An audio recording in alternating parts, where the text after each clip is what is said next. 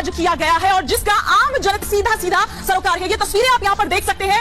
ये जो तस्वीरें हैं ये बता रही है कि आम जनता थोड़ी राहत महसूस कर रही है, थोड़ी राहत महसूस कर रही है आज के इस बड़े ऐलान के बाद। जी हाँ, ये तस्वीरें इस वक्त हम आपको दिखा रहे हैं कि किस तरह से पेट्रोल पंप पर लाइन लग गई। हालांकि आपको बता दें कि जो आधी रात के बाद से आज जो ये कीमतें हैं वो लागू होनी है। 9 रुपए 50 पैसे सस्ता हुआ है अगर पेट्रोल की बात करें और साथ ही साथ डीजल की बात करें तो 7 रुपए सस्ता हुआ है। आम आदमी को ये बहुत बड़ी राहत है। जी हाँ, मोदी सरकार की ओर से जो ये बड़ा फैसला लिया गया है वो सिलसिलेवार तरीके से हम आपको दिखा रहे हैं कि न केवल पेट्रोल बल्कि डीजल के भी दाम कम किए गए हैं। केंद्र ने एक्साइज ड्यूटी को घटा दिया है। जी हाँ, पेट्रोल पर 8 रुपए एक्साइज ड्यूटी अगर बात करें तो घटा दी है। तो इस लिहाज से अगर हम देखें तो अब पेट्रोल जो है उसकी कीमत मतलब देखें तो 9 रुपए 50 पैसे वो सस्ता हुआ है। मतलब जो 100 का पार आंकड़ा कर चुका था वो उसमें अब कमी आई है। डीजल की बात करें तो 6 रुपए एक्साइज ड्यूटी जिसकी कटौती की गई है, कम किया गया है और अब इस लिहाज से अगर हम देखें तो डीजल 7 रुपए सस्ता हुआ है। जी हाँ, गैस सिलेंडर की अगर बात करें तो इस पर भी एक बड़ी राहत दी गई है केंद्र की ओर से। अगर हम बात करें तो सिलेंडर 200 रुपए सस्ता मिलेगा। मतलब एलपीजी की बात करें तो उसमें भी 200 रुपए की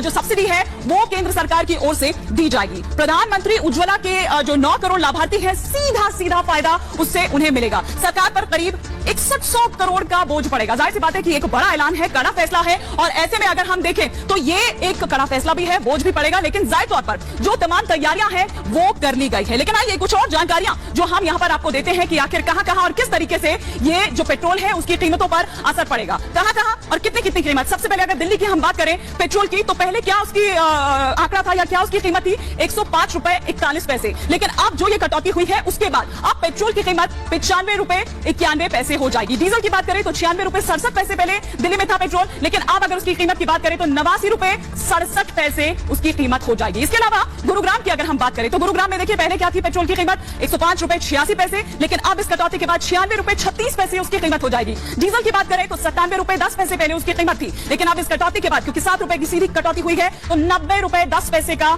डीजल हो जाएगा। कोलकाता की बात करें तो कोलकाता में पेट्रोल पहले 115 रुपए था, अब 105 रुपए हो गया है। डीजल की बात करें तो 99 रुपए 83 पैसे था और अब 92 रुपए 83 पैसे हो जाएगा। चेन्नई की बात करें तो पेट्रोल पहले 110 था, अब इसमें कटौती होकर ये 101 हो जाएगा। डीजल की बात करें तो 100 रुपए था, अब अगर सीधा हम इसमें घटा दें तो देखिए 93 रुपए 94 पैसे हो जाएगा। बेंगलुरु की बात करूं तो पेट्रोल पहले 111 रुपए था और साथ ही साथ अगर अब की बात करें तो 101 इसकी कीमत हो जाएगी। डीजल की बात करें तो 94 रुपए था और अब इसकी कीमत हो जाएगी 87 रुपए। तो ये सिलसिलेवार तरीके से कौन से वो तमाम राज्य हैं, कौन से वो तमाम शहर हैं जहां पर पेट्रोल की ये जो कीमत है उनका असर पड़ेगा। लेकिन सिर्फ इतना ही नहीं, ये देखिए अगर एलपीजी गैस सिलेंडर की अगर हम बात करें तो उसमें भी एक बड़ी राहत दी है, क्योंकि देखिए अगर हम बात करें तो इसका सीधा असर आपके किचन पर, आपके बजट पर, खासतौर पर गृहिणियों को फायदा जो इससे पहुंचाया गया है सीधा 200 रुपए सीधा उन्होंने कटौती कर दी। लेकिन आइए फटाफट से मैं आपको दिखाती हूं कि प्रधानमंत्री की ओर से क्या ट्वीट इस बड़े ऐलान के बाद किया गया।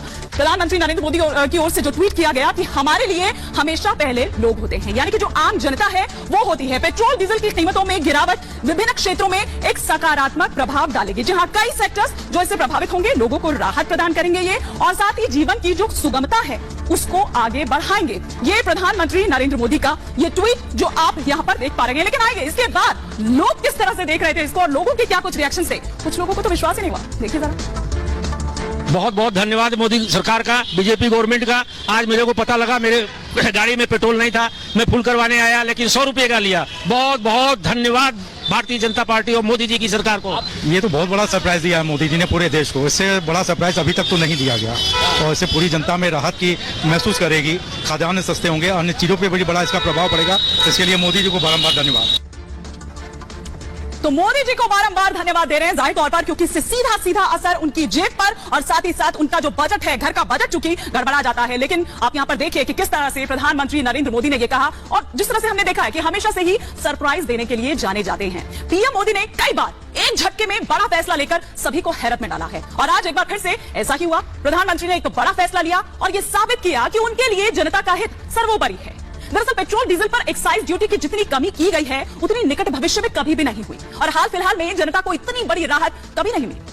अंतरराष्ट्रीय बाजार में कच्चे तेल के दाम इतने तेजी से बढ़ रहे थे कि उसका सीधा असर पेट्रोल डीजल के दामों पर पड़ रहा था और इसी की वजह से जो महंगाई है वो आसमान छूने लगी थी। ऐसे में सरकार ने एक्साइज ड्यूटी में आज बड़ी कटौती का ऐलान कर दिया और वैसे ऐसा पहली बार नहीं है जो मोदी सरकार ने एक्साइज ड्यूटी कम की हो। पिछले साल की अगर हम बात करें, थोड़ा पीछे आपको ले जाए, नवंबर के महीने में तो केंद्र सरकार ने एक्साइज ड्यूटी घटाई थी और राज्यों से कम करने की अपील भी की थी। लेकिन बीजेपी शासित राज्यों को छोड़कर जो कांग्रेस है या फिर दूसरी जो विपक्षी पार्टियां हैं या जो गैर बीजेपी हैं, इक्का दुक्का ही ऐसी कोई सरकार थी जिन्होंने एक्साइज ड्यूटी कम की हो और जिसका असर यह हुआ कि ज्यादातर राज्यों में पेट्रोल डीजल के दाम कम नहीं हुए और जनता महंगाई की मार को यूं ही झेलती रही। और यही वजह है कि मुख्यमंत्रियों की एक बैठक में प्रधानमंत्री ने अपनी नाराजगी का इजहार भी किया था।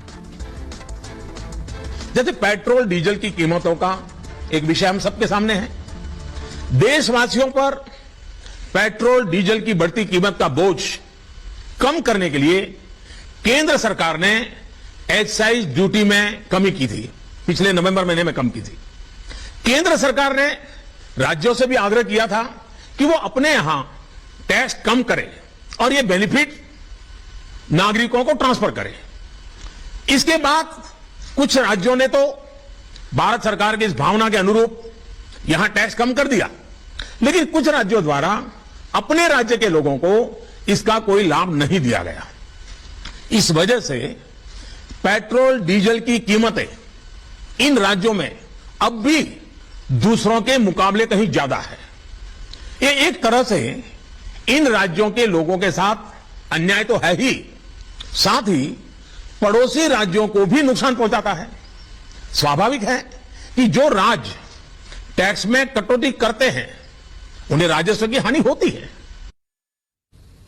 जी हाँ, और इतना ही नहीं बल्कि गैर बीजेपी शासित जो राज्यों के मुख्यमंत्री हैं उनको प्रधानमंत्री की ये बात पसंद भी नहीं आई थी। तब पश्चिम बंगाल की मुख्यमंत्री ममता बनर्जी, महाराष्ट्र के मुख्यमंत्री उद्धव ठाकरे, तमिलनाडु के मुख्यमंत्री एम.के. स्टालिन और कांग्रेस शासित जो राज्य हैं उन्होंने प्रधानमंत्री का विरोध किया था और उनकी सलाह पर दरअसल सवाल भी उठाए थे। लेकिन इन राज्यों ने तब भी एक्साइज ड्यूटी को कम नहीं किया था, जिससे कि जनता को कुछ राहत मिलती। अब एक बार फिर से आप देखिए कि केंद्र सरकार ने पेट्रोल डीजल और जो सिलेंडर के दाम है उसे कम करके इन राज्यों पर अब एक बार फिर से दबाव बना दिया है। अगर ये राज्य अपने यहाँ पर टैक्स कम नहीं करते हैं तो जनता में इसका सीधा असर देखने को मिलेगा, जिसका नुकसान भी जाहिर तौर पर उठाना पड़ सकता है। क्योंकि इस बार तो गैर बीजेपी राज्य सरकारें ये भी नहीं कह सकती कि केंद्र सरकार ने चुनाव को देखते हुए दाम कम किए हैं। तो ये हम आपको दिखा रहे हैं। लेकिन चलिए अब आगे बढ़ते हैं और अब बात करते हैं ज्ञानवापी मामले की। देखिए, यूं तो सुप्रीम कोर्ट की ओर से यह साफ कर दिया गया है कि वाराणसी की जो जिला अदालत है वही दरअसल इसकी सुनवाई करेगी। लेकिन ये देखिए, ये नक्शा, ये ज्ञानवापी के जो सबूत है वो सामने आए हैं और हम आपको दिखा रहे हैं। ये पंच मंदिर श्रृंगार गौरी गणेश जो है यहां आप देख पा रहे हैं, ये दरअसल इसका मुख्य रास्ता है जो आप देख पा रहे थे। ये रास्ता बंद है, ये पुराना गेट है, ये भी बंद है, पुराना रास्ता भी बंद है। तो ये आपने देखा कि किस तरह से ये जो नक्शा है दरअसल बहुत ही इंपॉर्टेंट, क्योंकि देखिए जो राजस्व विभाग है उसी के द्वारा ये जो नक्शा है वो जारी किया गया है। तो ये जो नक्शा है 140 साल पुराना ये नक्शा है और इसके जरिए आप देखिए कि वो जो तमाम बातें हैं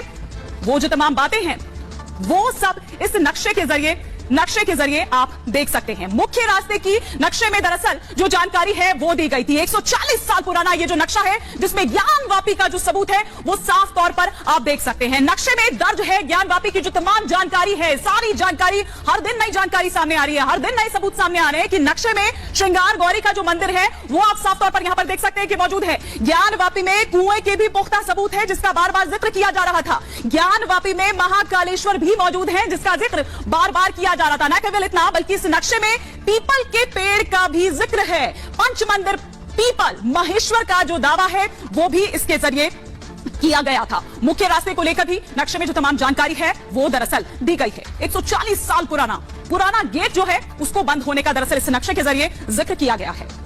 जो पुराना रास्ता है उसको लेकर भी नक्शे में जो सबूत है वो साफ तौर पर यहां पर दिखाए गए हैं कि कौन सा पुराना रास्ता है और पुराना जो गेट है वो भी बंद कर दिया गया है। लेकिन जो सबसे पहले याचिकाकर्ता है सोहन लाल आर्य, वो क्या कुछ कह रहे हैं जरा ये भी सुनिए।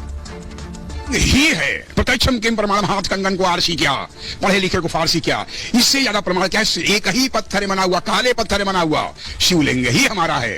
वो कितना भी हुआ, बल्कि ऊपर जो 6 इंच का लेकर के उसको हिंदू समाज को भ्रमित करने का काम किया गया है, मंदिर समर्थकों को भ्रमित करने का काम किया गया है। वह शिवलिंग है और जो है नंदी और शिवलिंग से बीच की दूरी को जो है मिटाना है ताकि नंदी और शिवलिंग से शिव से वार्ता हो सके। आगे जब जांच होगा, जांच में भी प्रमाणित हो गया कि वह शिवलिंग ही है और माननीय न्यायालय भी हमारे ख्याल से, हम माननीय न्यायालय से में भी यह तय हो जाएगा कि वह शिवलिंग ही है।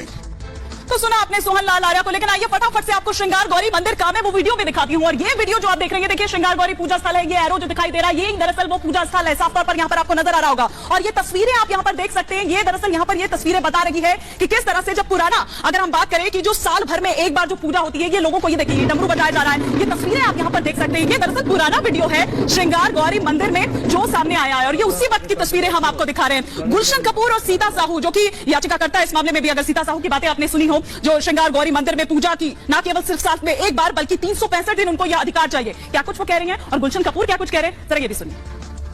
वीडियो हमारे पास आया है, ये वीडियो सबसे पहले मैं आपसे जानना चाहता हूँ कि वीडियो कब का है?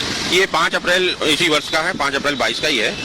वर्ष में एक दिन जो चैत्र नवरात्र की चतुर्थी के दिन दर्शन खुलता है, उस दिन का ये वीडियो है, जिस दिन हम लोगों ने पूर्ण विधि विधान से पारंपरिक तरीके से पूजन किया था।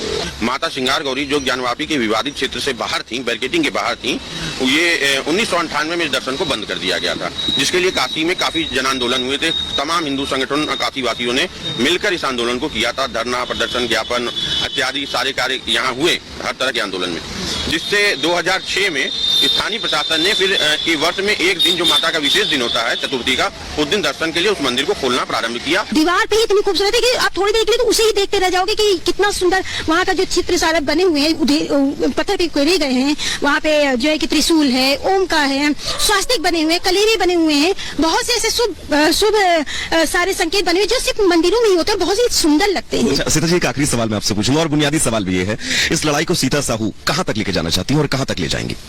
जब तक न्याय नहीं मिल जाता।